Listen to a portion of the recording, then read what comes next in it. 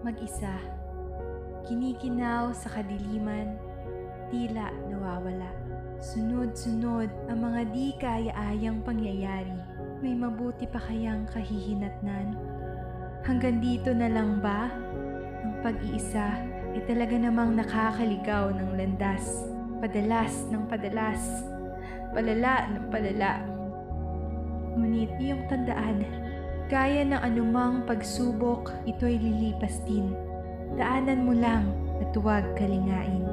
Iyong pagmasdan ang mga bituin sa kalangitan. Nagbibigay liwanag ng walang kapaguran. Tulad ng hangin, hindi nakikita pero nadarama. Hindi ito nauubos sa iyong bawat paghinga. Kaya sa tingin mo ba, ikaw pa rin ay nag-iisa? Kung ika'y napapagod na, lumapit ka kay Jesus. Dahil tanging siya lamang ang makakapawi ng nararamdaman mong pag-iisa. Hindi sa mga material na bagay, kasikatan o kahit sinong tao paman. Dahil ang tunay na pagmamahal ay hindi binigay para humusga, kundi para sumagip. Si Jesus ang naging kabayaran sa lahat ng ating mga kasalanan upang hindi na manatili sa ating pag-iisa. Hindi Kanya iiwan. Magtiwala ka lang.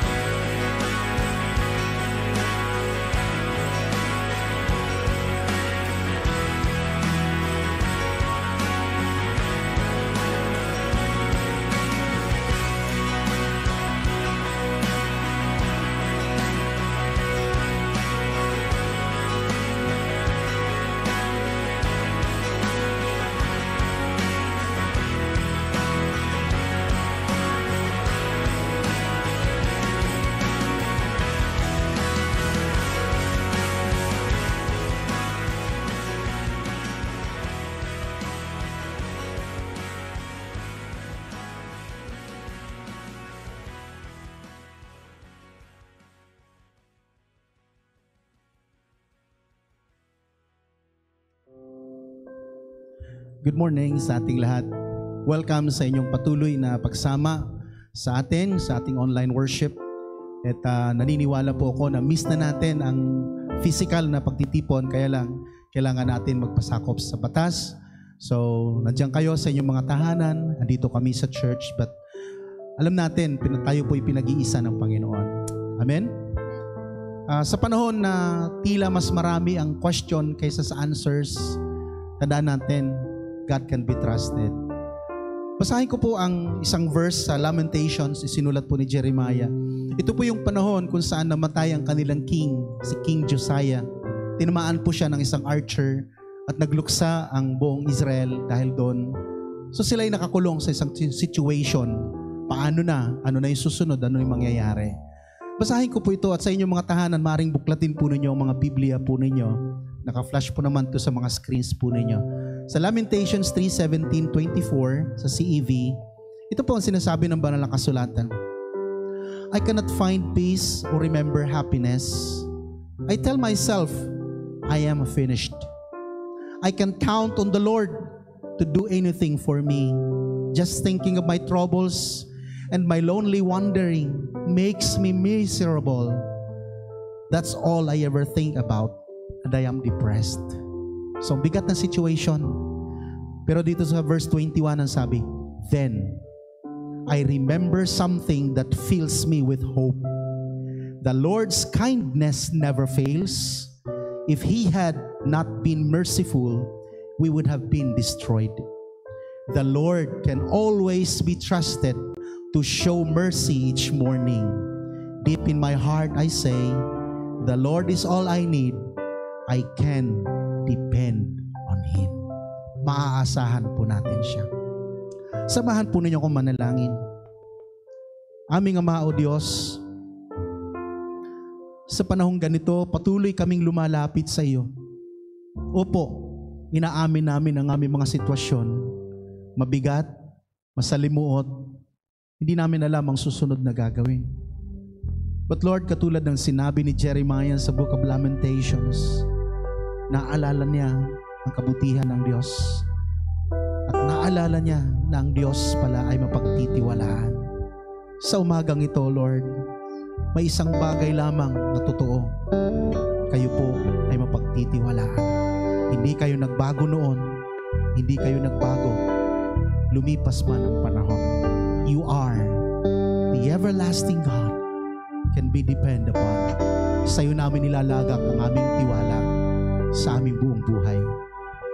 Ito ang aming panalangin sa iyo sa pangalan ni Jesus. Amen.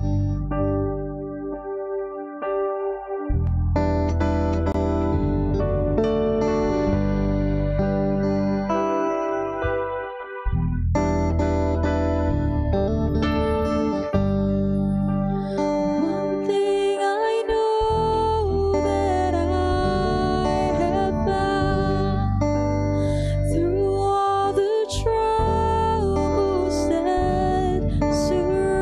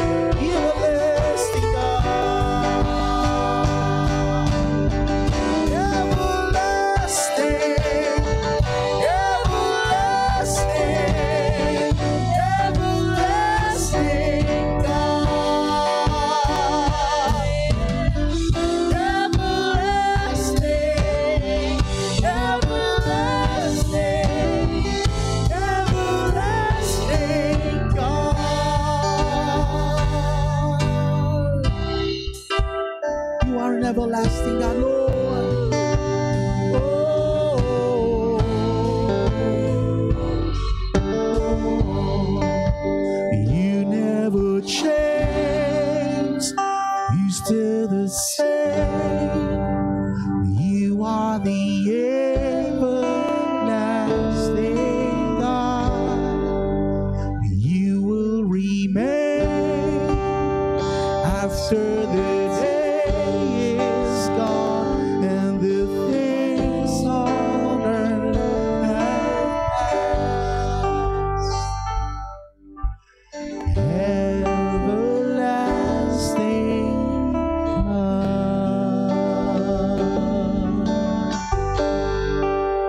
You are everlasting. You remain the same, Lord. You never change. We thank you, Lord. We worship you, God. We lift our voice in praise to you. We thank you, Lord. Yeah. Amen. Totoo po, ang Diyos hindi nagbabago. Sabi ng Bible in Hebrews, Jesus Christ is the same yesterday and today and forever. Siya po ang patunay na ang Diyos hindi nagpapabaya sa kanyang mga anak. Amen? So, atin pong awitin, this is Amazing Grace, which is of course, pinapakita lamang na sa panahong ganito, sapat ang biyaya ng Panginoon. Come on, let's clap our hands to the Lord. Yes.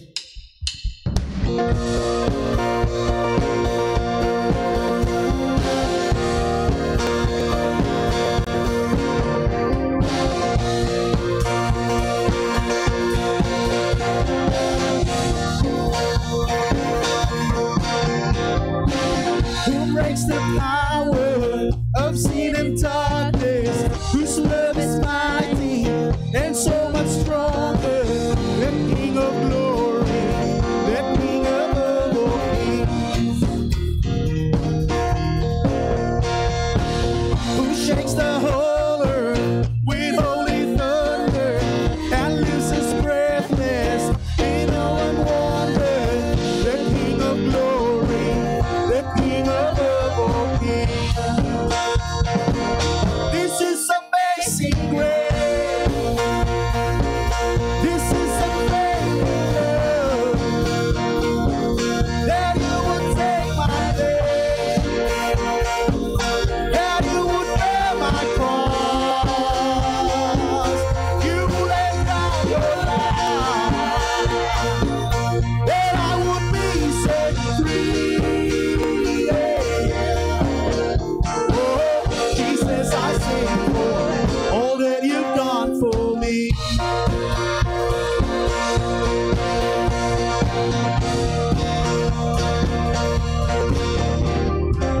Who brings a chaos back into order? Who makes an offer, a son and daughter?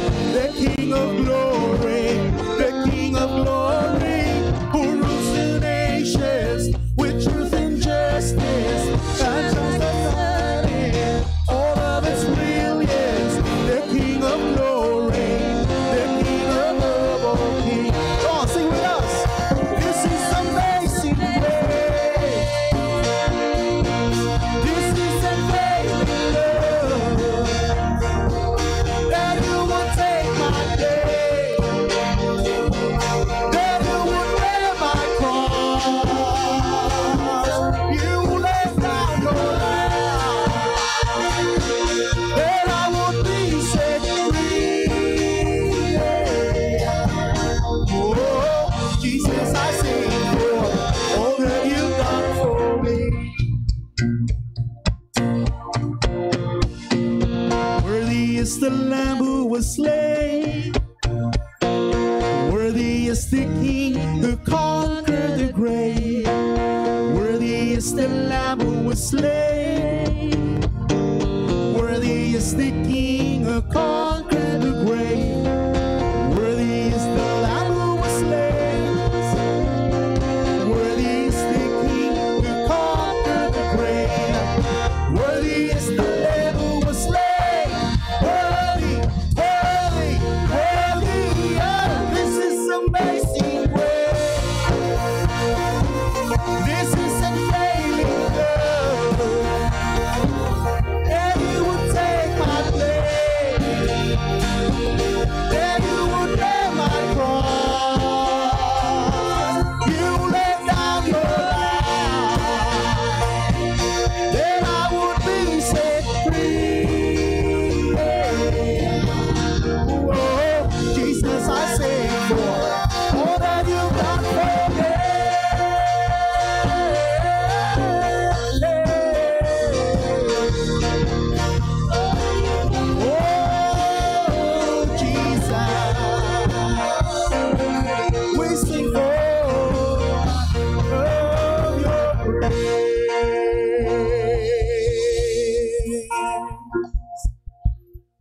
Yes, Lord, we thank you and we are so honored na kayo po, Panginoon, ay patuloy na nagmamalasakit sa amin. We are undeserving people. We are unworthy. But thank you, Jesus, for giving us the grace to be saved and the grace to live, O Lord. Thank you for your faithfulness to us, that every day in our lives, O God, nakikita namin gaano ka kabuti, gaano ka katapat. Even at these moments of crisis, Panginoon, even in certain times, they become testimonies that our God is so faithful. Lord, you deserve praise. So this morning, we lift our voice, we lift our hearts, we lift our praises to you, God. In thanksgiving of your gratefulness, of your faithfulness, Lord God. Hallelujah. Jesus, we praise your name.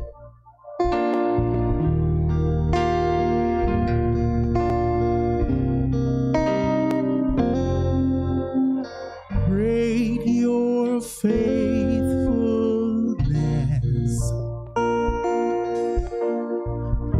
oh God, my Father, oh God, my friend, your love it never fades,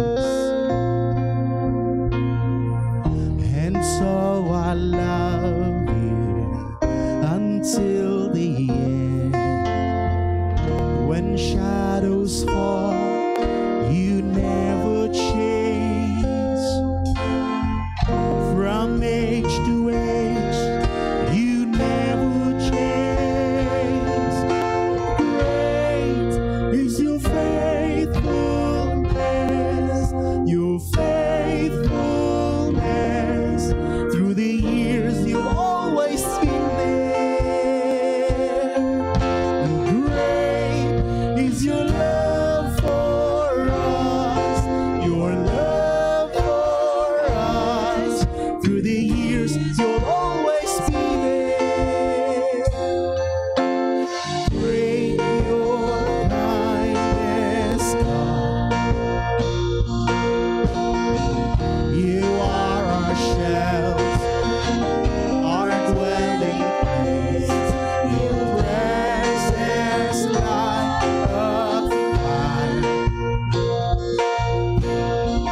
Hope for tomorrow, strength for today. When shadows fall, you never change. From age to age, you never change. Great is your faithfulness, your faithfulness. Through the years, you'll always be there. Great is your love for us,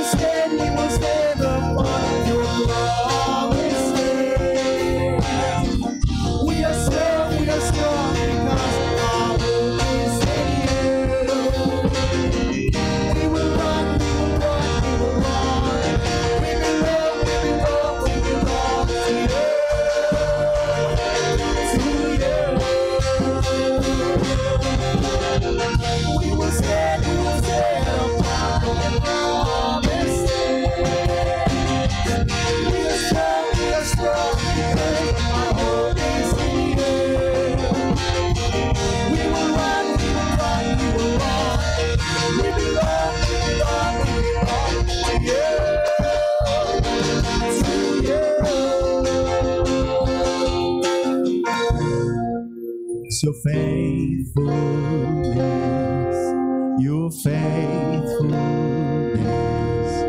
Through the years, you've always been there. And great is your love for us, your love for us. Through the years, you've always been there.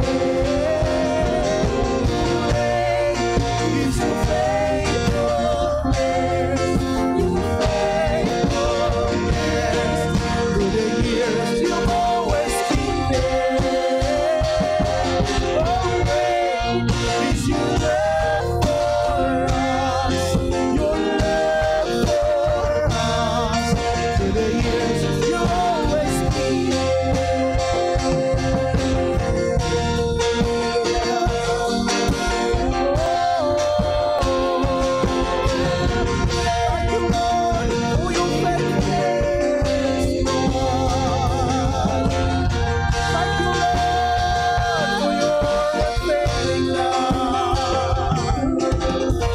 Thank you, Lord, for always being there.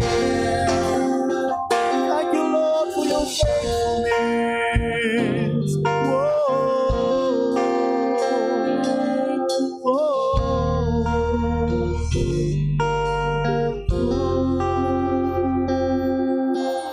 Thank you, Lord, for your great.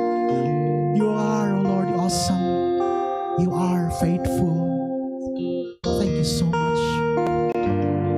Maraming salamat, O Diyos. Our hearts are rested in you, filled with hope. In every question, you are our answer. In every despair, you are our hope. In every weakness, Lord, you are our strength. Thank you so much, O Lord.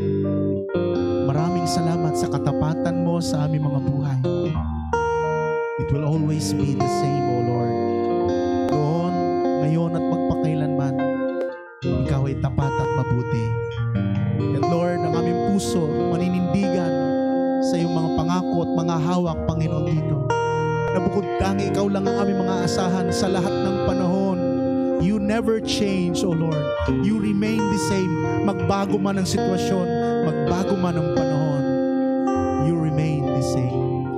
Yet Lord, binabalik namin lahat ng karangalan, papuri sa iyo, in the mighty name of Jesus. And everybody say, Amen. Amen. Amen. Hallelujah. Praise you. So since it is the first Sunday of the month, of course, magsa-celebrate ng kaarawan sa buwan ng August. So nandiyan kayo sa inyong mga tahanan, we want to pray for you. Ngayon, maring sa listahan ay wala dyan yung inyong tatay, inyong nanay, or anybody na kasama nyo sa family. So isama na rin natin sila sa panalangin. Okay? Akbayanin nyo sila sa harapan ng inyong pinapanood. Marinig niya ang panalangin ito. So sige po, tayo ay mananalangin. At maaaring ang inyong mga pangalan ay nandun dyan. So alam naman ninyo na ng August, and I want to pray for you. Okay? So sige po, tayo po ay manalangin. Ama naming Diyos, we thank you. Ikaw po ang nagbigay sa amin ng isang napakahalagang regalo, ang aming mga buhay. Tapos dinagdagan pa ninyo, Panginoon, the best gift that we can have is Jesus, the embodiment of eternal life. Kaya Lord, lalong naging mas mahalaga ang buhay na ito dahil ang mga buhay namin ito ay nakatalaga kay Kristo. That's why, Lord, patuloy ang enrichment ng bawat buhay na ito na hindi mauwi sa wala at hindi masayang, but lalo pa, Panginoong, magningning, lalong magliwanag para kay Kristo. Makita na sa buhay namin ito, Panginoon, kaya pala kami ganito, kaya pala makabuluhan. It is because Jesus Christ gives meaning to our lives. That's why I pray, O Lord, na lalo pang humaba ang mga buhay ng aming mga kapatid. Lord, na gamitin ang buhay na ito sa pagsisilbi at paglilingkod sa iyo at para sa kapanganan ng mga tao na kapaligid sa amin. That's why I pray that you bless each and every one of us, O Lord, with your blessing of long and blessed, a meaningful life, Panginoon. And I speak blessing sa bawat isa, Panginoon, na nasa kanilang mga tahanan, na kasama kong nagdiriwang this month of August. And I speak your blessing in the mighty name of Jesus Christ. Amen and amen. God bless you. God bless you. Binabati na rin po namin pala si Ian and si Nancy sa kanilang bouncing baby boy na si Yan. So the whole family of the Free Christian Church of Alabang celebrates with you. To God be the glory. Amen. Amen. Amen.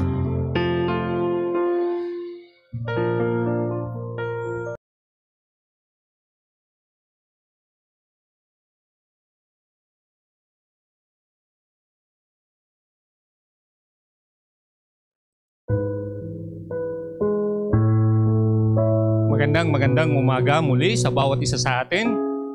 Maraming salamat sa bawat isa sapagkat patuloy pa rin kayong nagtumatangkilik sa ating online service Sunday worship na kung saan kahit nasa gitna pa rin pa tayo ng pandemya ay nandun kayo na patuloy na dumadalo sa gawain to ng ating Panginoon.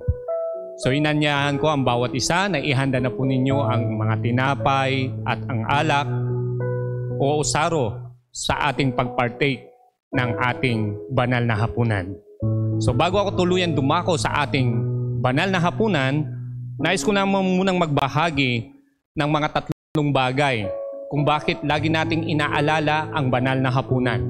Naalala ko nung ako po ay nag-aaral sa elementary, the first time that I take the Lord's Supper, yung ginagawa natin ngayon, ay nung grade 3 po tayo. Doon sa aming religion, doon sa ating religion, na ang sinasabi ng teacher ko, nung tinanong ko bakit tayo maglo-Lord's Supper, ang sabi niya, ito raw ay yung tinatawag na komunyon. Ngayon, nung tinitignan ko, ano bang ibig sabihin ng komunyon? So ito pala, ang ibig sabihin, we have to unite ourselves in Christ. Ito yung pakipag-isa natin sa ating Panginoong Hesukristo. Ano yung tatlong bagay na kung saan ating alalahanin kapag tayo ay tayo ay nagpapartake ng Lord's Supper? Una, yung tinatawag natin, we unite through His likeness. Ano ba yung likeness ng ating Panginoon? Ano ba yung karakter ng ating Panginoon? Diba? Kaya nga sinabi siguro yung fruit of the Holy Spirit, yun yung mga karakter dapat na makita rin sa atin. Kung babasahin po natin ito sa banal na kasulatan, nandoon yung love, joy, patience, long-suffering, everything. Loving kindness, nandun po lahat. That is the likeness that God wants us to do. Pangalawa, ay yung tinatawag nating longing. Yung ninanais, yung strong desire ng ating Panginoon. Ano ba yung desire niya? Ano ba yung alalahanin natin dito sa desire ng ating Panginoon?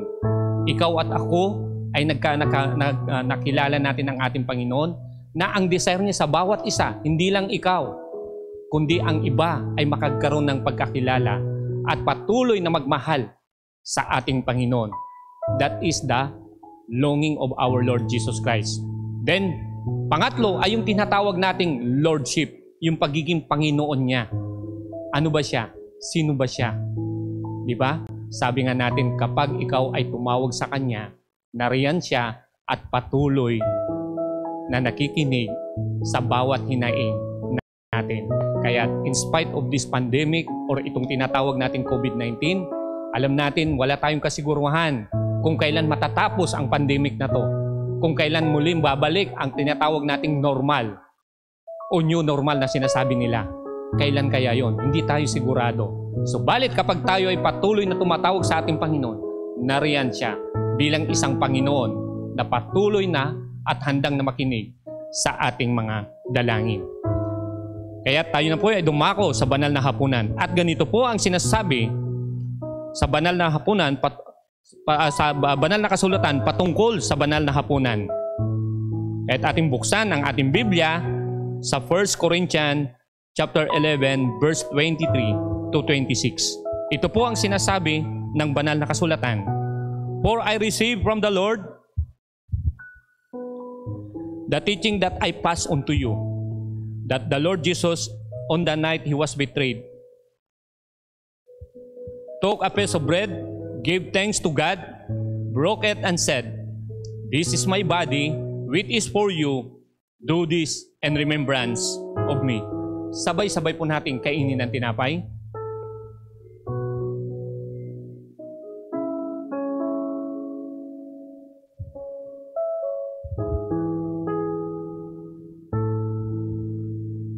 In the same way, after supper, he took the cup and said, "This cup is God's new covenant, sealed with my blood.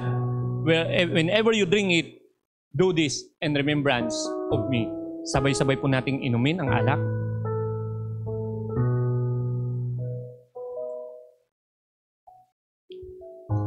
This means that every time you eat this bread and drink from this cup, you proclaim the Lord's death until He comes. Tayo po'y manalangin. O Ama naming Diyos na makapangyarihan sa lahat, maraming salamat po sapagkat alam po namin na kung saan kami po ay nasa gitna pa rin ng pandemya, Father God, ay nandun ka at handang makinig sa bawat isa sa amin. At patuloy na pinapakita mo ang iyong kabutihan, ang iyong kadakilaan, at higit sa lahat ang iyong kapangyarihan na kung saan dumadaloy sa bawat isa upang sa gayon magkaroon kami ng katagumpayan sa aming mga buhay dito sa ibabaw ng mundong aming kinalalagyan.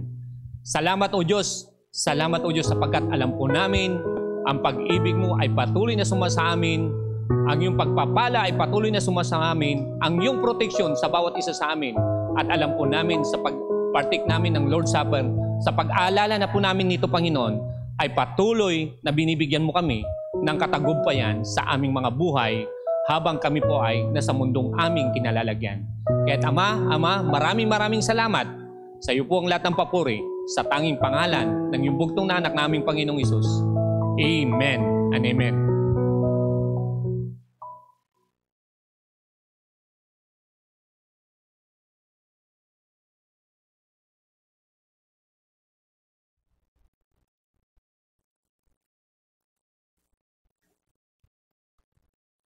Isang magandang umaga muli sa inyo lahat.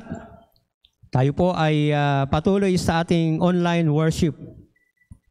Bagamat hindi man tayo nagkakasama-sama, alam ko na sa inyong mga tahanan, kayo ay laging nakahanda tuwing araw ng linggo na tayo ay sama-samang mananambahan.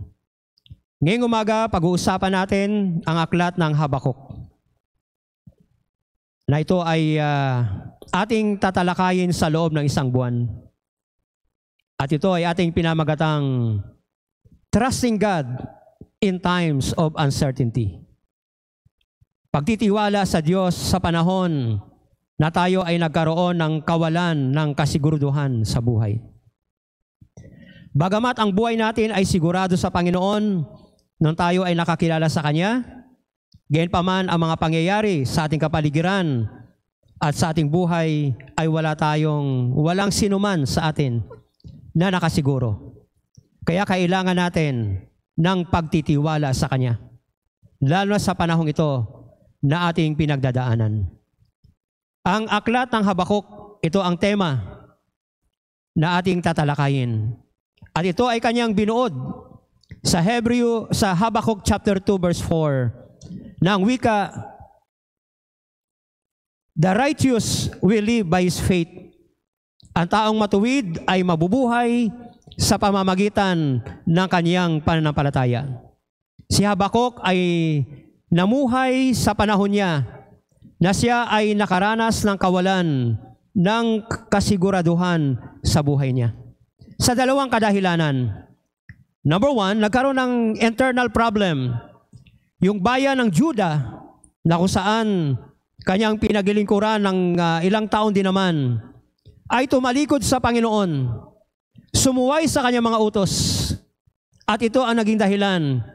Kaya ang bansa ng Juda ay nakaranas ng kawalan ng hustisya, nagkaroon ng alitan, nagkaroon ng kalituhan, at nagkaroon ng karahasan.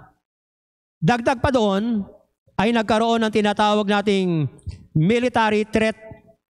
Sapagkat ang bansang Babylonia na kinikilala na pinakamalakas na bansa nung panahong iyon, na ngayon ang tawag natin ay modern Iraq, Sila ay nagbabanta na lusubin ang bayan ng Juda at gawing bihag ang mamamayan ng Juda. At dahil dito, ito ang naging dahilan. Kaya si Habakuk ay nagkaroon ng kawalan ng kasiguraduhan sa kanyang buhay.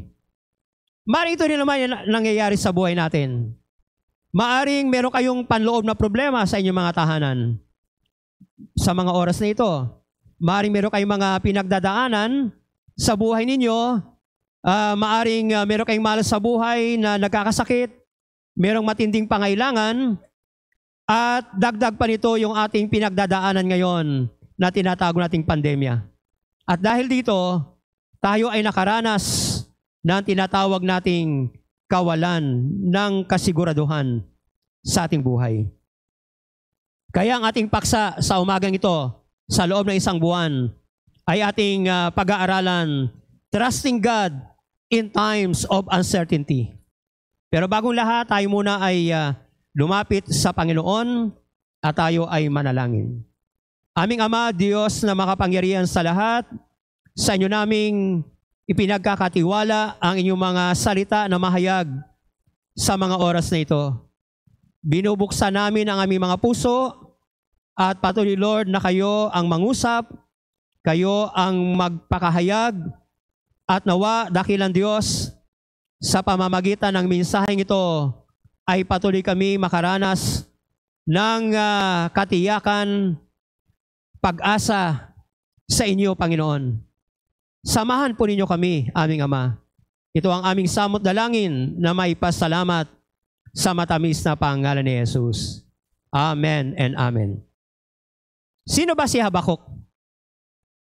Ang sabi ng banal na kasulatan, sa chapter 1 verse 1 at chapter 3 verse 1, ang sabi ng Bible sa isang propeta. Ang salitang Habakuk, ang ibig sabihin ay embrace. Na ibig sabihin, ang pangalang Habakuk ay he who embraces, he who clings. Siya na yumayakap at siya na kumakapit sa Panginoon. Ito ay larawan ng buhay ni Habakuk na sa panahon ng kawalan ng kasiguraduhan, siya ay natutong yumakap sa Panginoon. Siya ay natutong kumapit sa Panginoon. At ito ang nais ipahayag ng Diyos sa atin, na sa panahon ito ng pandemya, ay matutunan nating yumakap sa Panginoon. Matutunan nating kumapit sa Panginoon. Ang kagandahan kay Habakuk, pagkatapos niyang maranasan yung yakap ng Diyos sa kanya, ay natutunan din niyang yakapin ang kanyang bayan. Na para bang isang bata na umiiyak at kanyang niyayakap para tumahan ang isang bata, at para bang sinasabi niya, sa kalooban ng Diyos, ang lahat ng ito ay magiging maigi rin darating ang panahon. Bakit ba naisulat ang aklat ng Habakuk? Ano ba ang nilalaman nito? Sa ating pag-aaral, ay makita natin na ang aklat ng Habakuk ay isang aklat ng propesiya. Ibig sabihin, ito ay isang kapahayagan mula sa Diyos sa mga bagay na darating. Ang pagkasabi ng iba ay hula. Ito ay isang hula galing sa Panginoon, pero hindi ito galing sa isang manghuhula. Isang propesiya, isang kapahayagan mula sa ating Panginoon patungkol sa mga mangyayari sa kinabukasan. It is a prophecy about God's judgment sa bayan ng Juda. Bakit?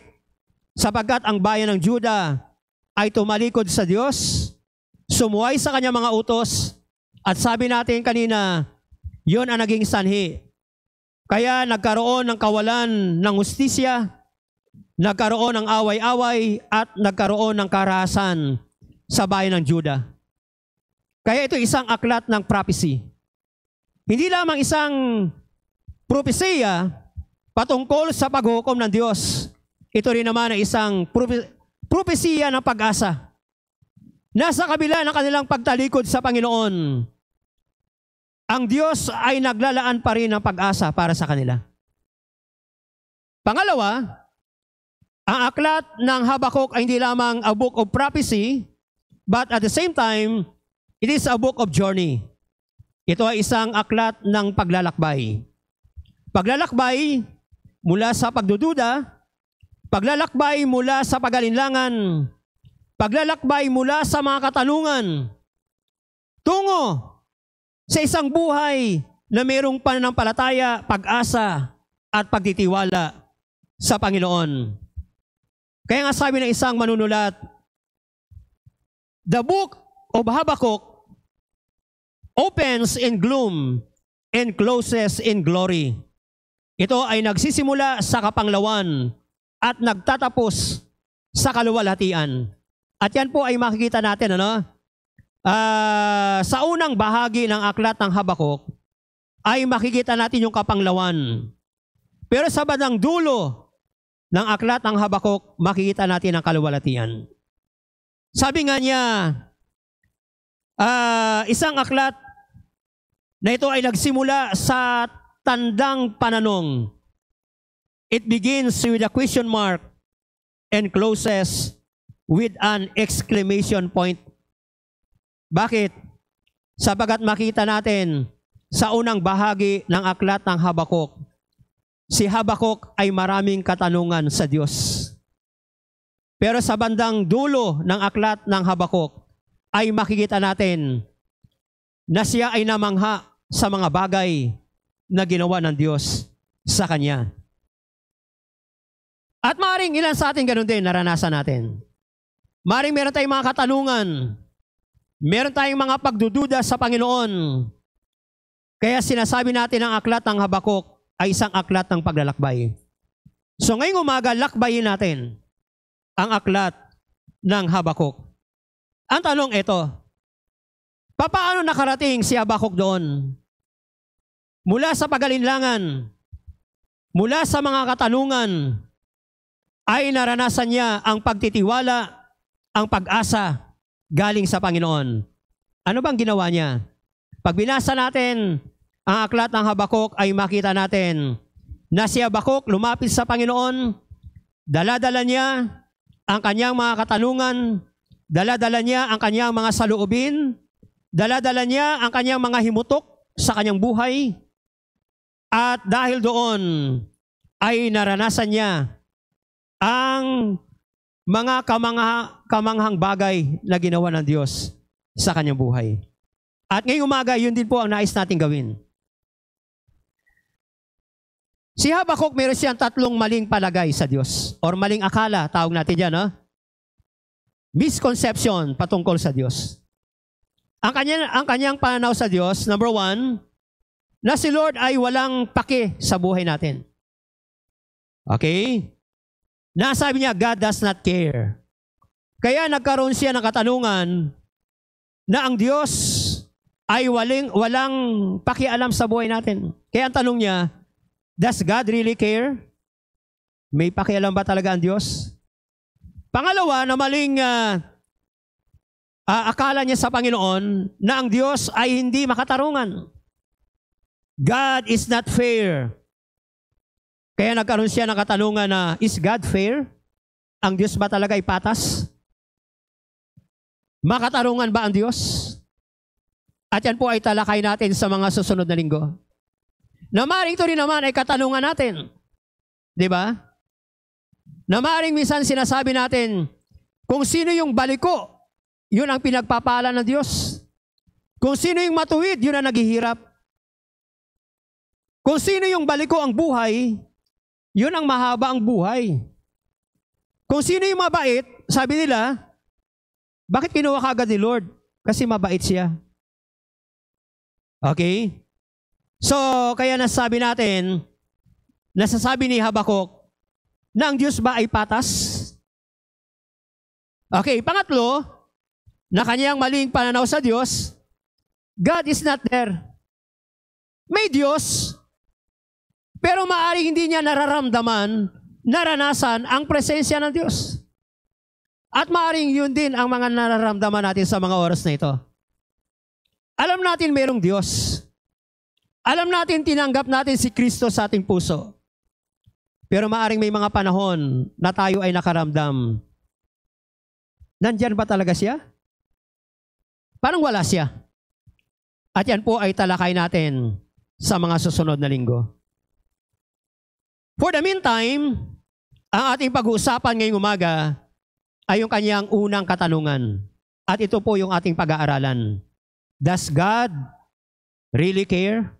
Ang Diyos ba talaga ay nagmamalasakit? Ang Diyos ba talaga ay may pake sa buhay natin? May pakialam ba talaga siya sa sitwasyon natin? Sa buhay natin? Basahin po natin sa Habakuk chapter 1 mula sa verse 1 hanggang verse 11. At ganito po ang wika. Hayaan po ninyo na aking basahin. Ang wika po ay ganito. Ang aklat na ito ay naglalaman ng pahayag ni Yahweh sa pamamagitan ni Propeta Habakuk. O Yahweh, hanggang kailan ako hihingi ng tulong sa inyo bago ninyo ako dinggin? Bago ninyo ako iligtas sa karahasan? Yun ang kanyang mga katanungan. Bakit puro kaguluhan at kasamaan ang ipinakikita mo sa akin? Sa magkabi-kabilay nagaganap ang pagwasak at ang karahasan. Laganap ang karahasan at ang labanan. Ang batas ay walang bisa at walang pakinabang. At hindi umiiral ang katarungan. Sa husgado ay laging natatalo ng masasama ang walang kasalanan. Kaya't nababaluktot ang katarungan. Ito po yung hinaing ni Habakuk sa kanyang bayan ng Juda. Na alam natin, sabi natin, kaya nangyari ito sapagkat ang Juda ay tumalikod sa Diyos at sumuway sa kanyang mga utos. Ano ang sagot ng Diyos? Verse 5, pagkatapos ay sinabi ni Yahweh sa kanyang bayan, masdan mo ang bansang nakapalibot sa iyo at mamamangha ka at magugulat sa iyong makikita. Hindi magtatagal ay mayroon akong gagawing hindi mo paniniwalaan kapag nabalitaan mo. Papalakarin ko sa kapangyarihan ang mga taga-Babylonia, ang bansang kilala sa kalupitan at karahasan. Sinasalakay nila ang lahat ng dako ng daigdig upang sakupin ang lupaing hindi kanila. Mga land grabber ito, no? Verse 7, nag-aasik sila ng takot at sindak. Ipinagmamapuri nila na sila mismo ang batas. Verse 8, ang mga kabayo nila ay mas mabilis kaysa mga leopardo. Alam niyo mga leopard, ang takbo niyan almost mga 60 kilometers per hour. Yung mga mahilig magmotor dito, kung kayo ay tumatakbo ng 60 kilometers per hour, ang tawag namin dyan ay takbong gwapo. Yan. Kaya sabi nila, pag ikaw ay may motor, sabi nila, takbong gwapo lang. Ibig sabihin nun, mga 60 kilometers per hour lang.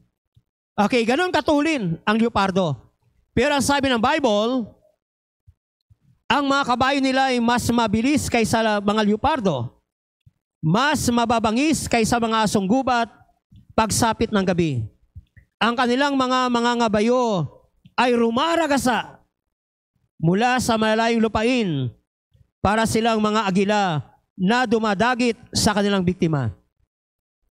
Ang kanilang mga hukbo ay marahas na sumasalakay at lahat ay nasisindak hanggang sila'y nanakop.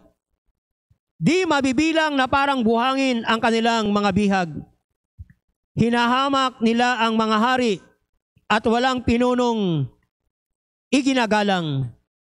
Pinagtatawanan lamang nila ang bawat muog sapagat ito'y kanilang nilulusob at madaling nakukuha. Pagkatapos ay nagpapatuloy silang parang malakas na hangin, walang dinidiyos kundi ang sarili nilang lakas. Ang Diyos ang magpala sa ating mga puso sa pagkabasa ng kanyang mga salita. Does God really care?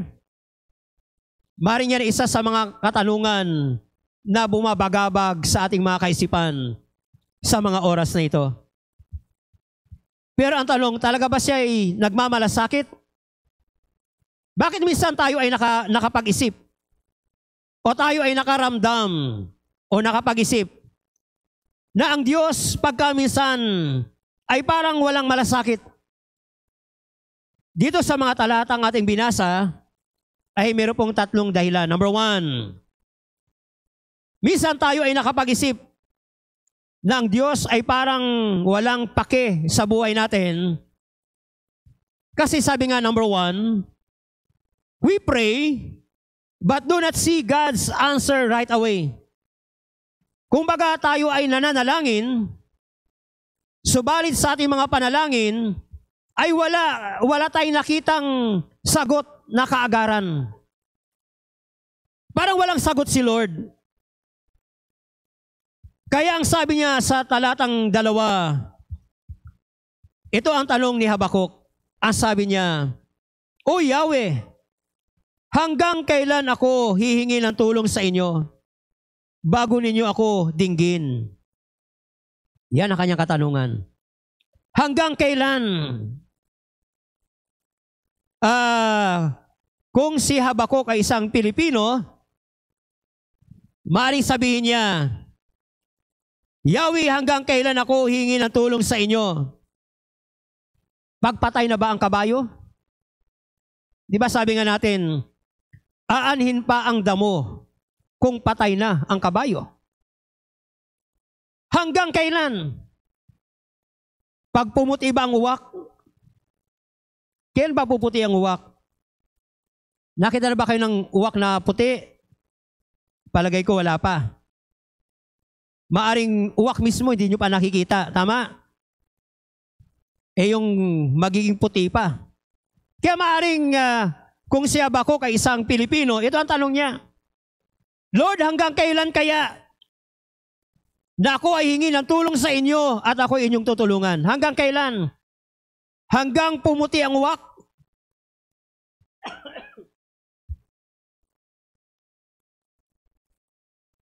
Okay. Kaya maaaring ito yung ating nararamdaman o yung ating mga kaisipan na ang Diyos ay parang walang malasakit. Bakit? Sapagkat tayo pray ng pray, pero wala tayong nakuwang kasagutan sa Panginoon. Kaya ang tingin natin, si Lord parang di nakikinig sa ating mga panalangin. Nagkaroon ba kayo ng ganong damdamin sa mga oras na ito? Nagkaroon ba kayo ng ganong kaisipan? Tandaan natin, merong 4 na kaparaanan ang pagtugon ng Diyos sa ating mga panalangin. Alam na natin to. Okay? Nire-review lang natin. Ano yung 4 na kaparaanan ng pagtugon ng Diyos sa ating mga panalangin? Number 1, minsan pag tayo ay nagpipray sa Panginoon, ang sagot ni Lord, direct. Kaagad-agad. Naranasan nyo ba yon? Palagay ko, alam ko, lahat tayo nakaranas ng ganon. Meron kang isang bagay na pinag-pray sa Panginoon. Ang sagot ni Lord parang mas mabilis pa sa 4:00. Nandiyan na agad. Di ba? At maaaring nagugulat ka, Lord, ang bilis naman. Kasi minsan ang tugon ni Lord ay direct. Kaagad-agad. Amen? Pero tandaan natin, sa ating mga panalangin, ang sagot ni Lord hindi naman lagi kaagad-agad. Minsan ang sagot ni Lord ay disguise. Ibig sabihin nun, iba yung hiningi mo sa Panginoon, iba ang binigay ng Diyos. Bakit? Kasi si Lord ang higit na siyang nakakaalam sa ikabubuti natin. Tama? Kaya kung ano yung hiningi mo sa Panginoon, at iba ang tinugon ng Diyos, huwag mo na hanapin yung dating hiningi mo. Tinugon na ni Lord, hindi mo lang nalalaman. Kasi minsan ang sagot ni Lord is, disguise. Amen? Minsan naman, ang sagot ni Lord, denied. Paglapit mo sa Panginoon, denied agad, itinanggi agad. Bakit? Kasi maaring ang hiningi mo sa Panginoon hindi niya kalooban. At ayaw ni Lord na ikaw ay mapahamak sapagkat ang hiningi mo sa Kanya ay hindi niya kalooban. Kaya kung ikaw ay mapilit at hingin ang isang bagay na hindi kalooban ng Diyos, maaring ito ay hahantong lamang sa iyong kapahamakan. Sabi nga ng isang quotation, outside the will of God, there's no good result. But in the will of God, there's real success. Amen. Denied. Hindi kalooban ni Lord. Marilan sa atin sa panahong ito, marami sa atin medyo nakaranas ng kagipitan. Maaring kailangan natin ng isang malaking halaga. Kailangan natin sa buhay. Marilan sa inyo nagpipray kayo ng 1 milyon. Pero nagtataka kayo hanggang ngayon, yung 1 milyon na pinagpipray ninyo, hindi pa binibigay ni Lord. Denied. Bakit? Kasi hindi ka pa prepared. Baka pag binigay ni Lord sa'yo, hindi ka pa nakahanda papaano pamahalaan yung 1 milyon na ibinigay ng Diyos sa'yo. O, halimbawa, binigyan kayo ni Lord ng 1 milyon. Ano yung unang-unang pumapasok sa isip ninyo? Sige nga, palagay ko, pag binigyan kayo ni Lord ng 1 milyon, kasi yun ang prayer ninyo. Palagay ko, ang laman ng isip ninyo, pag binigay ni Lord, bibili ako ng bagong laptop, bibili ako ng bagong cellphone, lalo na sa panahon ngayon, laging online. Diba? Kailangan ko ng high-tech na cellphone. O, tinan nyo? Ang unang nasa isip mo kaagad, cellphone. Pero naisip mo ba, pag ikaw ay binigyan ng Diyos sa 1 milyon, anong unang gagawin mo? Naisip mo ba, ibalik agad yung para sa Panginoon? Magkano ang tithe sa 1 milyon? 100,000. Tama? Ang laki naman nun. Tama po ba? Kaya ang prayer mo na 1 milyon, hindi ka agad binibigay ng Diyos. Denied. Bakit? Kasi nasa isip mo, ba, kukunin ko yung tithes, 100,000, ang laki naman nun. Hindi ka pa prepared. Denied. Pero tandaan natin, isa sa mga kaparaanan ng Diyos sa kanyang pagtugon, pang-apat, delayed. Naantala. Okay? Darating yan. Kailang naantala lang. Kasi, katulad nga ng sinabi ko, piniprepare tayo ng Diyos. Hindi pa, maaring may nais pang ituro si Lord sa atin. Nais pa ni Lord na tayo ay mag-matured bago niya ibigay ang isang bagay na ating hinihingi sa Panginoon. Ito yung nangyari kay Habakuk. Nung si Habakuk ay nanalangin sa Panginoon, yung kanyang prayer ay hindi kaagad sinagot ng Diyos. Delayed. Okay? Bakit? Sapagat maaring may nais ituro si Lord sa kanilang mga pinagdadaanan, sa kanilang mga karanasan. Kaya ito yung unang bagay na masasabi natin, na minsan parang si Lord ay walang pake sa buhay natin. Kasi pray tayo ng pray. Pero si Lord ay parang hindi tumutugon sa aking mga panalangin. Kaya ang tanong niya, Lord, hanggang kailan? Tanong ba natin yan? Lord, hanggang kailan ba? Next year? Hanggang kailan? Marinan sa iyo, nainip na. Kung ano man yan, yung inyong prayer, matuto lang tayo mag-antay. Tama?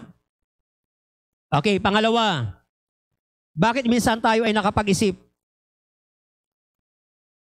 o nakaramdam ng Diyos ay walang pakialam sa buhay natin? Pangalawa, sapagkat sabi nga rito, we are in trouble and God does not deliver us right away. Kumbaga, ang laki ng problema mo, meron kang pinagdadaanan, pero parang wala yung tulong ng Diyos. Parang si Lord hindi kumikilos, hindi gumagalaw. Ang sabi nga sa ERB, Lord, I continue to ask for help.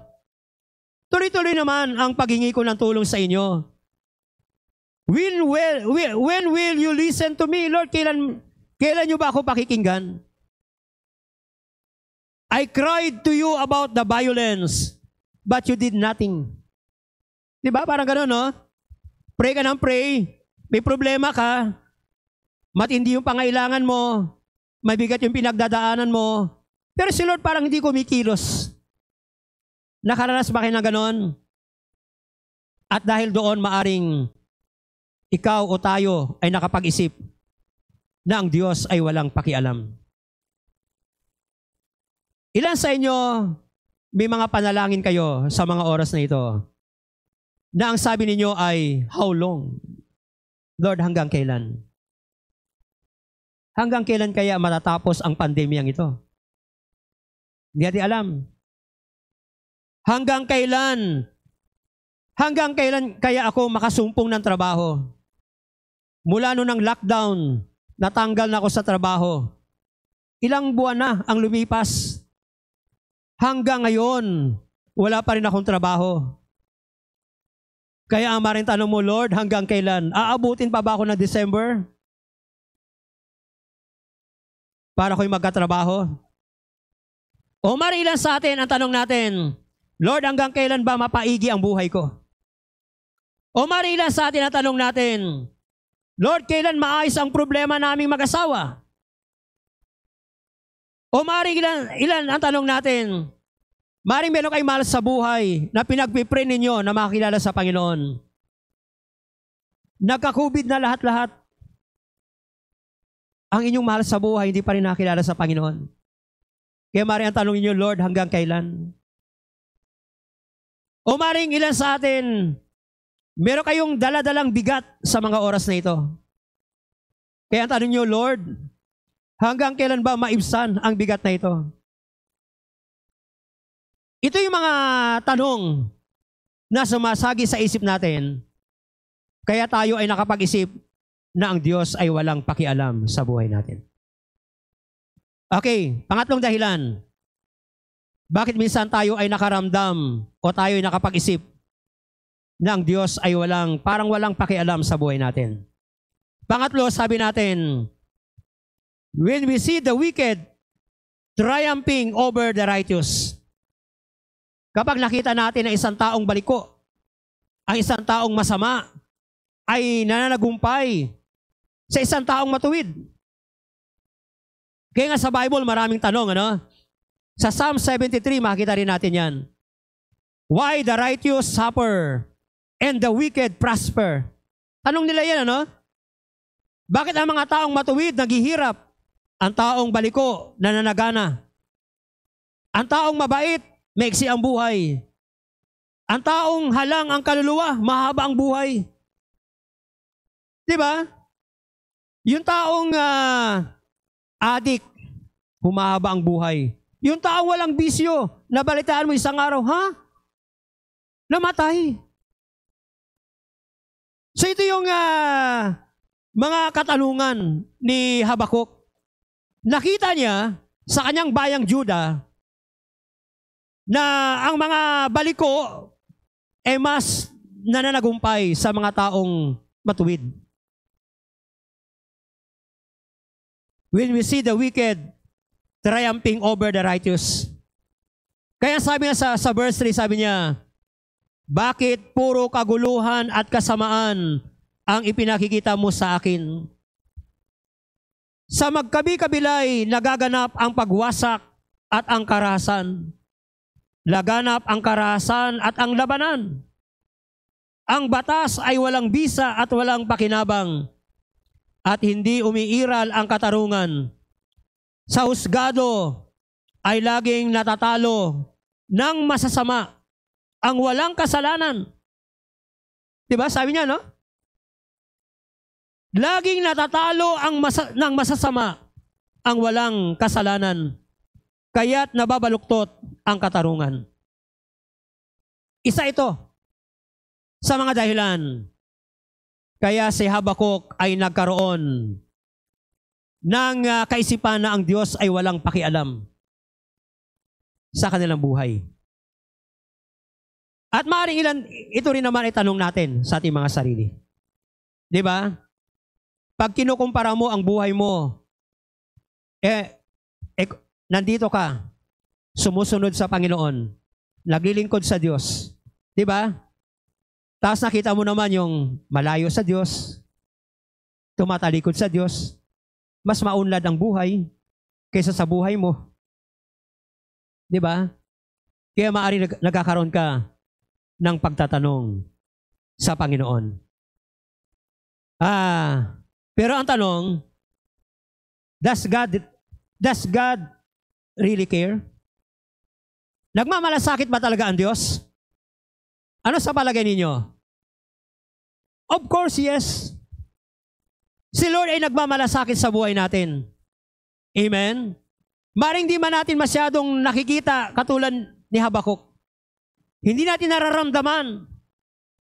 Kaya nga sabi niya kanina sa Habakuk chapter 2 verse 4, ang matuwid ay mamuhay sa pamamagitan ng kanyang pananampalataya.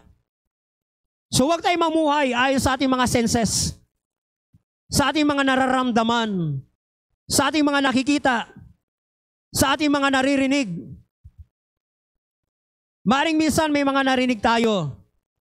Humihina ang pananampalataya natin. Bakit? Kasi binabatay natin yung ating buhay sa ating mga naririnig. Ibatay natin ang ating buhay sa ating pananampalataya sa Panginoon. Tanong, how do we know God does really care? Paano natin malalaman na ang Diyos ay talagang nagmamalasakit? Mula sa verse 5 hanggang verse 11, diyan po makikita natin ang sagot ng Diyos. Okay, number 1. God assures us that He hears our every prayer. Tinitiyak ng Diyos na sa bawat panalangin natin ay naririnig ng Diyos anuman yung ating mga panalangin. Anong sabi sa verse 5? Look at the other nations, sabi niya kay Habakuk. Habakuk, tingnan mo ang ibang bansa. Watch them and you will be amazed. Masdan mo at ikaw ay mamamangha, sabi niya. I will do something in your lifetime that will amaze you. Yan ang sabi ng Diyos sa kanya. Meron akong gagawin sa buong buhay mo na ikaw ay mamamangha. Bilang tugon doon sa mga katanungan natin sa Panginoon. Amen? So malinaw na ang Diyos ay hindi lamang nakikinig sa panalangin ni Habakuk, hindi lamang siya nakikinig sa mga panalangin natin, kundi ang Diyos, habang si Habakuk ay nananalangin, pinakikilos ng Diyos ang lahat ng bansa para tugunan ang kanyang mga panalangin. Kaya ang linaw ng kanyang sinabi, I will do something in your lifetime that will amaze you. May ginawa na ba ang Diyos sa buhay niyo na namangha kayo? Sabi nga madalas sa ating mga naririnig, God answers prayers in a mysterious way. Di ba? Common yan, narinig natin. Ang Diyos ay tumutugon sa mga panalangin, sa mga mahiwagang kaparaanan. Ano ibig sabihin nun? Si Lord ay sumasagot sa mga panalangin natin. Minsan na hindi natin naintindihan. Nagugulat tayo. O kaya sa mga tugon na hindi natin inaasahan. Kaya ang tanong natin, does God really care? Yes. Tinitiyak niya na sa bawat panalangin natin, ang Diyos ay nakikinig. Ano man yan ang mga panalangin niyo sa mga oras na ito. Alam ng Diyos at nakikinig siya sa ating mga panalangin. Ganda, no? Ang sabi niya, I will do something in your lifetime that will amaze you. Diba? Sabi niya sa unang pangungusap, watch them and you will be amazed. Minsan iba ang pinagpipray natin, sabi natin kanina, iba ang tugon ng Diyos. These guys. Kasi si Lord, sabi nga, di ba, ang kaparaanan ng Diyos ay hindi natin kaparaanan. Ang kaisipan ng Diyos ay higit sa kaisipan natin. Ang mga kaparaanan natin, higit ang kaparaanan ng Diyos. Amen? Mababasa natin yan sa aklat ng Isaiah. Paano natin masasabi na ang Diyos ay nakikinig sa ating mga panalangin? Sa paanong kaparaanan, pinakikinggan ng Diyos ang ating mga prayer? Ano sabi sa 1 John chapter 5, verse 14 and verse 15? This is the confidence we have in approaching God, that if we ask anything according to His will, He hears us. Pag tayo ay humihingi ng anuman na ayon sa kanyang kalooban, tayo ay kanyang pinakikinggan. And if we know that He hears us, whatever we ask, we know that we have what we ask of Him. Di ba? Kung alam natin na tayo ay pinakikinggan ng Diyos, makakamta natin anuman ang ating hinihingi sa Kanya. So sinasabi rito, ang ating paghingi sa Panginoon ay ayon sa Kanyang kalooban. Amen? So tiyakin natin yung ating prayer. Kung hindi tayo sigurado sa ating mga prayer na kalooban ng Diyos, o di tanong natin kay Lord, Lord, kalooban mo ba talaga? Amen? Kasi, yun lamang ang katiyakan na ibinibigay ng Diyos sa atin. Natutugunin niya yung ating prayer kung ito ay ayon sa Kanyang kalooban. Pangalawa, kung yung ating mga prayer, tama ang ating motibo sa ating mga panalangin. Ang sabi ng James chapter 4 verse 3, when you ask, you do not receive. Humingi man kayo, ang sabi rito, wala kayong natatanggap. Bakit? Kasi humingi kayo sa maling motibo. Kaya sabi niya rito, ang motibo ninyo, that you may spend what you get on your pleasures. So, ibig sabihin, sa paghingi natin sa Panginoon, ang katiyakan na ibinibigay ng Diyos sa atin, natutugunin niya ang ating prayer, pag yung ating hinihingi sa Panginoon, tama ang ating motibo. Sa bawat prayer natin, tanungin natin yung ating sarili. Tama ba motibo ko? Bakit mo hinihingi ang isang bagay na ito? Okay? At pangatlo, ito. Sa Psalms 66 verse 18, ang sabi niya, if I cherish sin in my heart, the Lord would not have listened. Kung pinapakundanganan ko ang kasalanan sa aking puso, ang sabi ng awit, hindi ako pakikinggan ng Diyos. So ang binibigyan lang ng Diyos ng katiyakan ng katugunan sa ating mga panalangin kapag tayo ay lumalapit sa Kanya na dalisay ang ating puso. So ang tanong, does God really care? Yes. Bakit?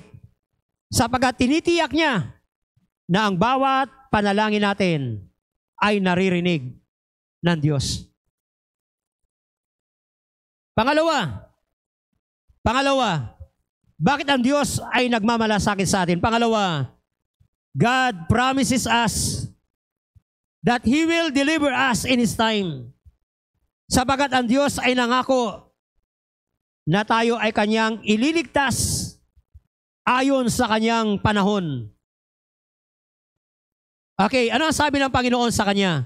Verse 6, I am sending the Babylonians.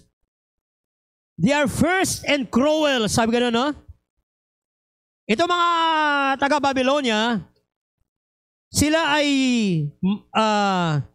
sabi ng Tagalog, sila ay kilala sa kalupitan at karahasan. Ang sabi niya sa Tagalog, ganito, papalakarin ko sa kapangyarihan ang mga taga-Babylonia, ang bansang kilala sa kalupitan at karahasan. Sinasalakay nila ang lahat ng dako ng daigdig upang sakupin ang lupaing hindi kanila. Okay, ano ang pangako ng Diyos? Ano ang prayer ni Habakuk? Ano yung mga tanong ni Habakuk? Lord, why do you tolerate wrong? Bakit laganap ang karahasan? Nasaan ka? Parang yun ang tanong niya. Parang wala kang pakialam sa aming bayan. Ang bayan namin ay punong-puno ng karahasan. Punong-puno ng alitan. Ano ang tugon ng Panginoon? Sa verse 6, ang tugon ng Panginoon. Sabi niya, ipapadala ko sa inyo ang mga taga-Babylonia. Mga taong mas marahas kaysa sa bayan ng Juda. Ano ipinakita rito sa ating binasa? Ang bayan ng Juda, sabi natin kanina, tumalikod sa Diyos, sumuway sa kanyang utos, kaya naranasan nila ang kawalan ng hustisya, naranasan nila ang labanan, naranasan nila ang kaguluhan, at naranasan nila ang kaharasan. Kaya ang panalangin ni Habakuk, Lord, tulungan niyo kami sa ganung sitwasyon. Ano ang sagot ni Lord? Si Lord ay nagpadala ng mga tao na mas marahas kaysa kanila. Ibang klase ang Diyos. Di ba dapat pag isang tao ay loko-loko? Sino ang ipapadala mo para tumino siya? Di ba yung taong matino? Tama? Pero ang pinadala ng Diyos iba. Sila ay marahas. Pero ang pinadala ng Diyos para sila itulungan ay yung mga Babylonia na mas marahas pa sa kanila. Kung ang mga taga-Juda ay hindi kinikilala ang batas, ang mga taga-Babylonia, sila mismo ang batas. Kaya kung ating balikan kanina yung ating binasa, ang sabi ng Panginoon sa kanila, I will do something in your lifetime that will amaze you. Ito yon na hindi kayang paniwalaan ni Habakuk. Magpapadala ako ng mga tao na tutuwid sa kanila para sila imaligtas sa kanilang mga kasalanan. Mga taong mas masahol. Okay. Kaya sabi natin kanina, ang Diyos ay sumasagot hindi ayon sa nais natin, kundi ayon sa nais ng Panginoon. Ngayon, ang sabi natin kanina, God promises us that He will deliver us in His time. Sa tamang panahon. Kaya pag dumating yung tamang panahon, na dumating na ang Babylonia sa kanila, ang sagot ni Lord ay mas mabilis pa sa 4:00. Bakit? Kasi ang mga Babylonians, ang sinasabi ng Bible, mga taong mabibilis. Ang sabi nga diyan sa verse 6, sabi diyan, For see, I am sending the Chaldeans or the Babylonians, that bitter and quick-moving nation. Mga bansa na mabilis kumilos. Parating sa verse 8, their cavalry troops are faster than leopards. Patutulin, ano? Swifter than hungry eagles. Alam niyo yung mga agila, mga gutom, pag ay kumuha ng dagit, ano? Mabilis yan. ang mga taga-Babylonia, mabibilis. Ang sabi nga sa verse 11, then suddenly, they disappear like a gust of wind. Bilis mawala, parang hangin. Ano ang gustong ipunto ng Panginoon kay Habakuk? Pag si Lord sumagot, ang sagot ni Lord, mabilis pa sa alas 4. Amen? Kaya ko ang tanong ni Habakuk, Lord, why the wicked prosper and the righteous suffer? Ang sagot ng Diyos, hindi. Ang sagot niya, I will deliver you in my time.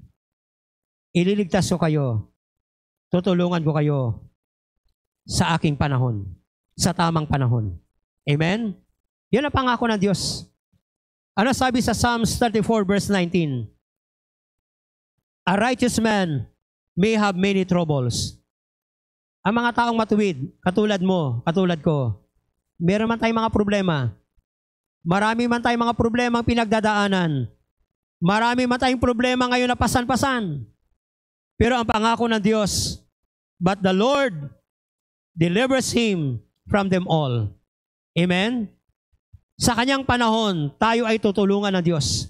Tayo ay ililigtas ng Diyos sa anumang trouble na ating pinagdadaanan. Psalms 91 verse 15, He will call upon me, and I will answer him. I will be with him in trouble. I will deliver him and honor him. Ano ibig sabihin ng verse na ito? Ano man ang ating pinagdadaanan ngayon, kasama natin ang Diyos. Amen? Itong pandemya na ating sinusuong, hindi natin ito sinusuong na mag-isa. Kasama natin ang Diyos.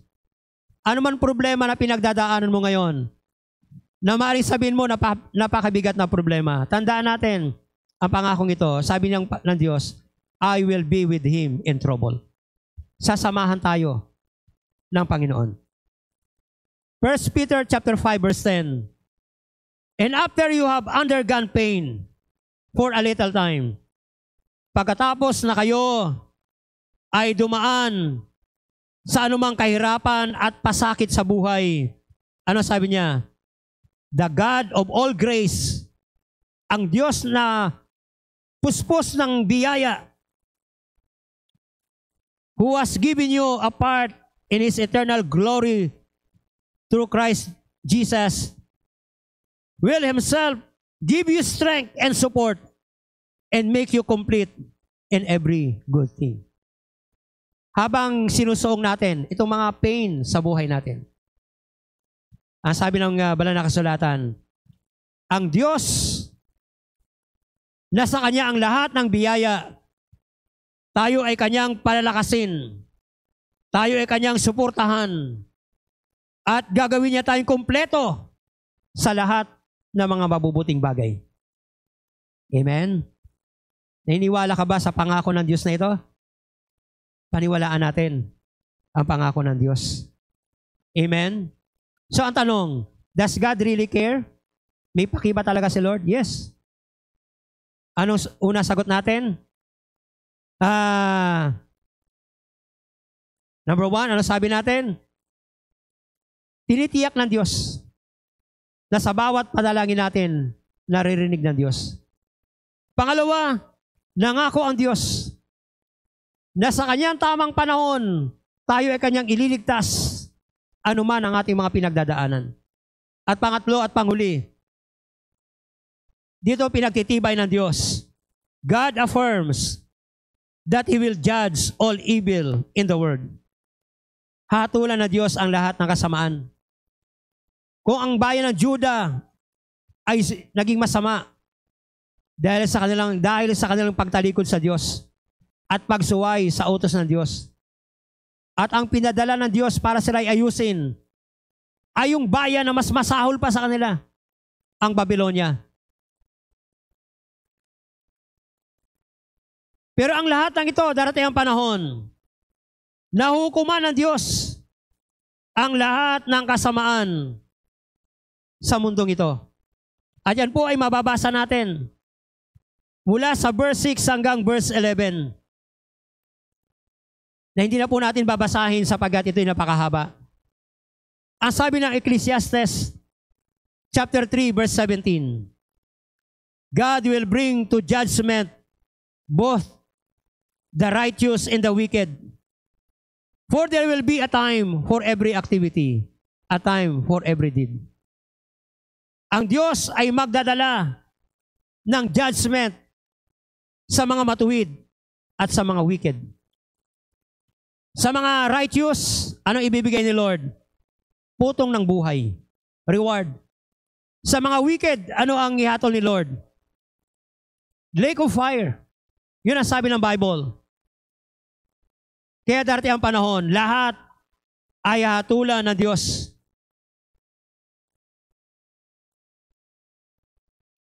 Ngayon ang tanong ito, bakit sa sitwasyon ng Juda, bakit hindi sila kaagad hinatulan ng Diyos? Sa kabila ng kanilang pagsuway sa Diyos, pagsuway sa utos ng Diyos, bakit hindi sila kaagad hinatulan ng Panginoon? Maring minsan nakikita natin yung mga taong masama. Sana pinaulan na kagad ni Lord ng apoy para mamatay na agad. Di ba? O kaya sana nasagasaan na kagad ng pison. Pero bakit hindi nangyari yun? Alam niyo kung bakit? Sabagat ang sabi ng 2 Peter chapter 3 verse 9, not slow in keeping His promise. Hindi siya bantulot. Nato pa rin ang kanyang mga pangako. Katulad ng iniisip ng ilan. Ang sabi diyan, He is patient with you, not wanting anyone to perish, but everyone to come to repentance. Di ba? Bakit hindi kaagad hinatulan na Diyos? Kasi binibigyan pa sila ng Panginoon na sila ay manumbalik, magsisi at manumbalik sa Diyos. Amen. Yun din ang sabi sa Romans chapter 2 verse 4 na ang sabi diyan, you surely don't think much of God's wonderful goodness or of His patience and willingness to put up with you. Don't you know that the reason God is good to you is because He wants you to turn to Him? Hindi nyo ba alam? Kaya ang Diyos napakabuti sa inyo. Sabi niya, gumagawa ka ng kalukuhan, pero ang Diyos mabuti pa rin sa iyo. Bakit? Ano sabi diyan? Because He wants you to turn to Him. Nais ng Diyos na tayo ay manumbalik sa Kanya. Nais ng Diyos na tayo ay magsisi at manumbalik sa Kanya. Ano ang mensahe ng Diyos sa ating ngayong umaga? Ano ang mensahe na dala ni Habakuk sa atin? Ano yung mga struggle ni Habakuk sa buhay niya? Nagkaroon siya ng struggle na kanyang mga prayer ay hindi tinugon ng Diyos. Nagkaroon siya ng struggle na sa kanyang mga pinagdadaanan, sa kanyang mga problema, parang hindi kumikilos ang Diyos. Nagkaroon siya ng struggle na ang kasamaan ang siyang nananaig. Hindi ko alam kung ito rin yung struggle nyo sa mga oras na ito. Pero ngayong umaga, nais kong sabihin, si Lord ay nagmamalasakit sa bawat isa sa atin. Amen? Ano ang ating gagawin sa mga struggle natin? Bit-bitin natin. Dalhin natin sa Panginoon. Kung meron kayong mga panalangin na hanggang ngayon ay hindi pa tinutugon ng Diyos, bit-bitin natin sa Panginoon. Kung meron kayong mga hinanakit, sama ng loob sa inyong mga puso, dalhin natin lahat sa Panginoon. Kung meron kayong mga pinagdadaanan na sa tingin ninyo, parang hindi gumagalaw ang Diyos, hindi kumikilos ang Diyos, dalhin natin sa Panginoon. Kung sa tingin mo si Lord, parang hindi makatarungan, hindi patas ang Diyos, dalhin natin sa Panginoon. Amen? 1 Peter chapter 5 verse 7. Ano ang sabi ng Bible? Cast all your troubles on Him, for He cares for you. Ilagak natin ang lahat ng ating mga kabalisahan sa Kanya, sapagat Siya ang Diyos na nagmamalasakit sa atin. Amen. Nais ko na tayong lahat ay lumapit sa Panginoon. tayo ay dumulog sa pamagitan ng panalangin. Let's bow our head and let's pray. Sa mga oras na ito, nasaan man kayo, hindi ko alam ang eksaktong kalalagayan ninyo. Maring ilan sa atin, meron kayong mga katanungan sa Diyos. Meron kayong mga hinanakit sa Diyos. Dahil sa mga nangyayari sa inyong tahanan, nangyari sa ating kapaligiran, nangyari sa ating bansa, nangyari sa buong mundo. Nais ng Diyos, ano man ang katanungan ninyo, ano man ang bigat meron kayo, ano man ang mga paghimutok ninyo, ano man ang sama ng loob ninyo, ilapit natin sa Kanya. Walang ibang higit na makakaunawa sa ating mga nararamdaman, sa ating mga pinagdadaanan, kundi ang Diyos. Siya lamang ang tanging makaunawa sa atin, sapagkat siya ang Diyos na nagmamalasakit. Siya ay may pakialam sa buhay natin. Tayo po ay manalangin. Aming Ama, Diyos na makapangyarihan sa lahat. Kayo ang Diyos na nagmamalasakit, may pakialam sa buhay namin. Kung kami man ay nakaramdam na sa aming mga panalangin, parang hindi ninyo tinutugon,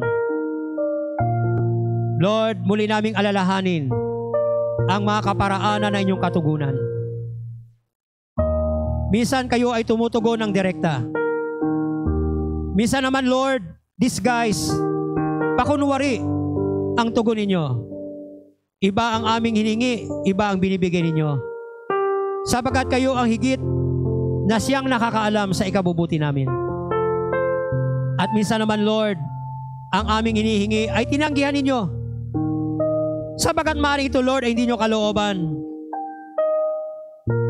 Gayunpaman, maaring aming mga panalangin ay naantala ang sagot. But Lord, katulad ng aming narinig ngayong umaga, na sa inyong tamang panahon, sasagutin ninyo anuman ang aming mga karaingan sa inyo. Mas mabilis pa sa 4:00 ang tugon ninyo, Panginoon, kapag ito ay panahon na ng inyong pagtugon sa aming mga panalangin. Lord, maraming salamat. Nawa pinagpala niyo ang bawat sa amin. Tulungan niyo kami magtiwala sa panahon na kami ay nagkaroon ng kawalan ng kasiguraduhan sa buhay na ito. Sapagkat alam po namin, Lord, hindi man kami sigurado sa mga nangyayari sa mundong ito. Hindi man kami nakasigurado sa mangyayari sa araw ng bukas. Alam namin, Lord, ang aming buhay ay sigurado sa inyo. Turuan niyo po lamang kami na patuloy na magtiwala sa inyo. Lord, maraming salamat. Iunat po ninyo ang inyong mapagpalang kamay sa bawat sinuman na nakarinig ng mensaheng ito. Kung sila man ay may makaramdaman, muli, Lord, hinihiling po namin sa inyo na iunat po ninyo ang inyong mapagpalang kamay. Sa mga kapatid namin, Lord, na nakaranas ng kalungkutan, dalamhati, dahil sa pagkamatay na kanilang mahal sa buhay, Lord, patuloy po ninyo iunat ang inyong pagmamahal sa kanila. Sa pamilya ni Lani, pagkatapos namatay ang kanyang ama, Lord, ay sumunod naman ang kanyang lola. Sa pamilya ng mga De La Cruz, nila Jenny, nila Aurora, Lord, dalangin namin ang kaaliwan, igawad niyo sa kanilang tahanan sa pagkamatay ng kanilang ama. Tunay nga po, dakilang Diyos, hindi kami sigurado sa buhay na ito. Hindi namin alam ang mga mangyayari sa araw ng bukas. But Lord, nagpapasalamat po kami sapagkat sa inyong mga kamay, sigurado ang aming buhay. Maraming salamat. Nawa pinagpala niyo ang bawat sa amin. Ngayong umaga, nais naming ibalik sa inyo ang lahat ng papuri at ang lahat ng pasalamat. Sa matamis na pangalan ni Jesus, ang lahat ay magsabi ng Amen and Amen. God bless you.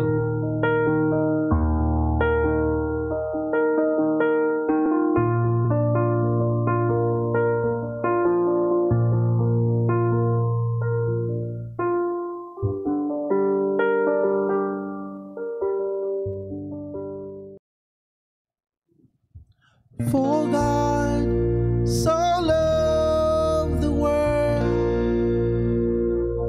that He gave His only Son, and whosoever believes will not perish, oh, they shall have eternal life.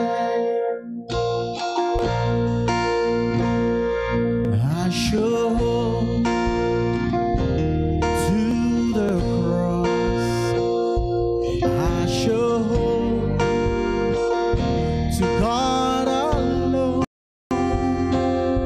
and for His love has salvaged me. For His love has set me free. For God so loved the world that He gave His only Son. Whosoever believes will not perish, for they shall have eternal life. I shall wait upon the Lord.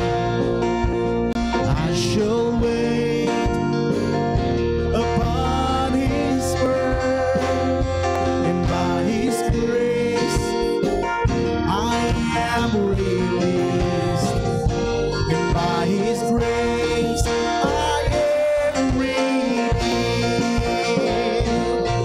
For God so loved the world that He gave His only Son. Whosoever believes will not perish, for they shall have eternal life. By His precious blood I have been set free, for the glory of Jesus' name. I surrender all as You rise above. In Jesus' name,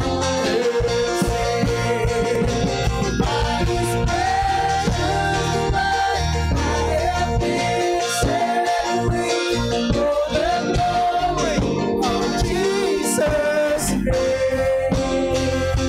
I surrender all now to Christ alone. In Jesus' name I will say.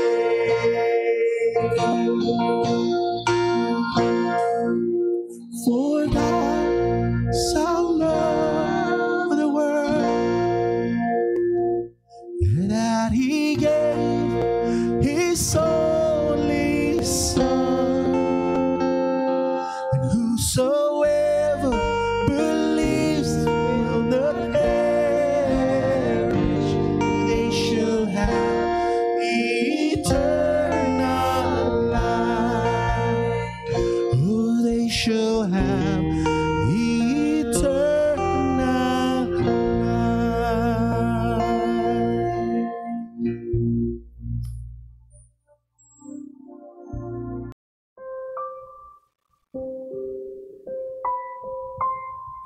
Ngayon naman po tayo ay magwakas sa panalangin.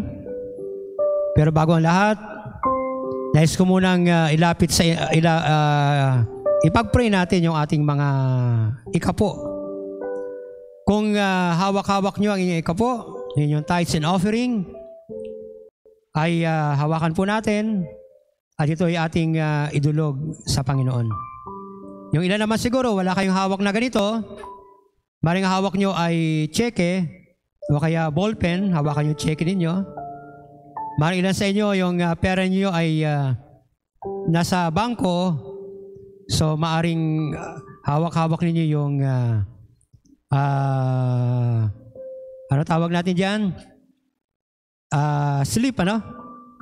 Withdrawal slip or money transfer or whatever.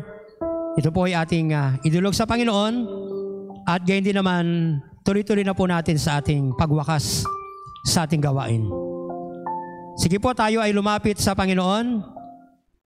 Aming Ama, Diyos na makapangyarihan sa lahat, muli ay nagpapasalamat po kami sa inyong kabutihan, sa patuloy na probisyon, sa kabila ng kami ay dumadaan sa krisis. Nagpapasalamat po kami sapagkat sapat ang iyong biyaya sa lahat ng aming mga pangailangan. Lord, ngayong umaga ay nais naming idulog sa inyo ang mga ikapo, nais naming itaas sa inyo, Panginoon, na alam ko ang perang ito ay aming pinaghihirapan, pinagpawisan. Gayon pa man, Lord, ang lakas na ibinigay niyo sa amin ay mula sa inyo.